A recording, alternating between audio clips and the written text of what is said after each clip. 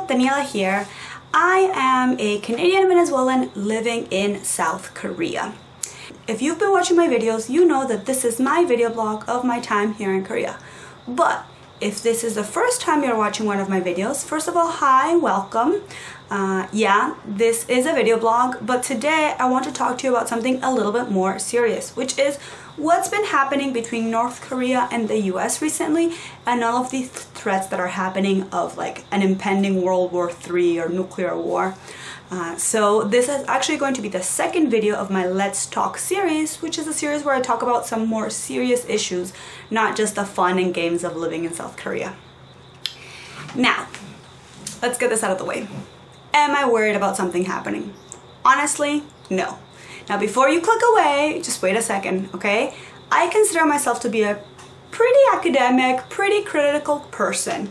And when I say that I'm not worried, it doesn't mean that I'm not paying attention. It doesn't mean that if something were to happen, I'm not going to leave.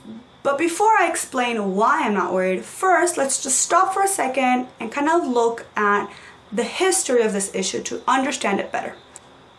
South Korea and North Korea are still at war. They have been at war since the Korean War. There was a ceasefire, not an end to the war, which is why there's such a strong American military presence in South Korea, and also why young Korean men have military service for 2 years. That's because they will then be part of the reserve. Because it's a ceasefire, it does mean that war could actually start at any time. But I don't really think that right now is a time where it's going to happen. Yes, there's been a lot of threats, and yes, the threats have been very, very, very, very loud and very, very scary. Nuclear war is a very scary thing, and recently newspapers have been saying that it could be the start of World War III. But before we let this like really kind of doomsday reporting get a hold of us, let me tell you a little bit more about how people are living here. No one's worried. Of course, yes, it's being reported on the news, but it's not being reported with this like really incendiary doomsday type of storytelling. It's just one more story, one more thing that North Korea is doing, one more threat that North Korea is giving out. People here are not really worried. Right now, there's no real cause to believe that there's actual concern. Why? Because, well, things have been a lot worse in the past. What we're feeling right now, this tension, is just words. There's been no actual military action, no actual response beyond just more threats to show that there's an escalating issue. And this type of tension, it's been a lot worse in the past, especially in 1994 when the first Kim passed away.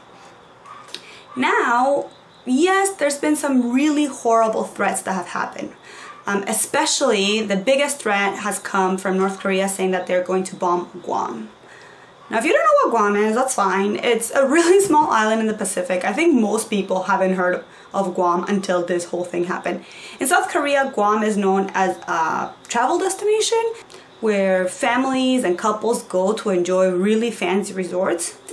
But really, in this case, what's important is that Guam is a US territory and that there's military presence there, American military presence. So North Korea threatening to bomb Guam is North Korea threatening to bomb the US.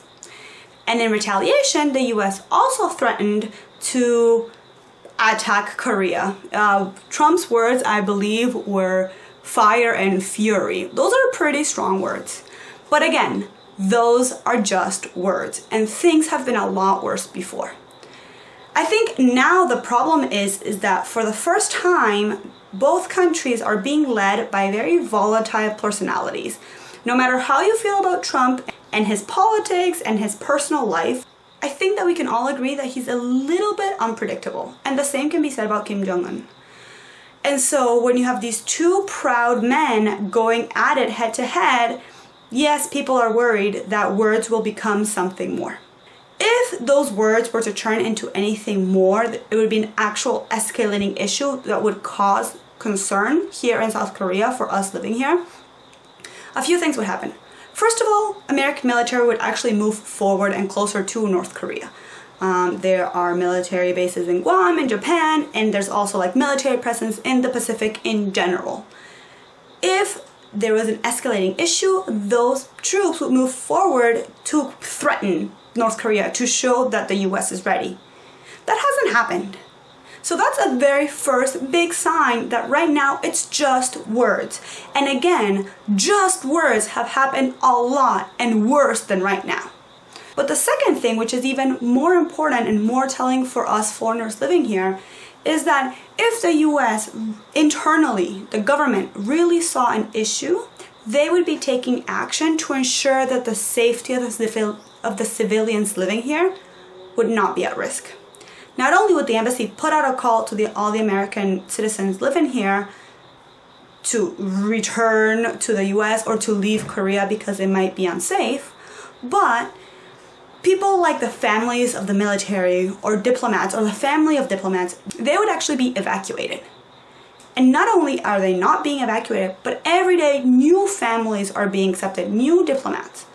If internally the US government really saw a cause for concern, that would not be happening. So right now, in spite of all of these harsh words and harsh threats that are going back and forth between North Korea and the US, for us living here in South Korea, we're not concerned. South Koreans are not concerned. Foreigners living here are not concerned. This could, of course, change. I can't predict the future, and this video I am filming just one day, Wednesday, August 23rd. But if things were to change, then that's a whole different issue, and I will update you guys on that.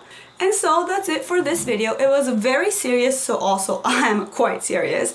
If you're a long-time viewer, don't worry. For my next video, we're gonna go back to the fun, the games, the awesome.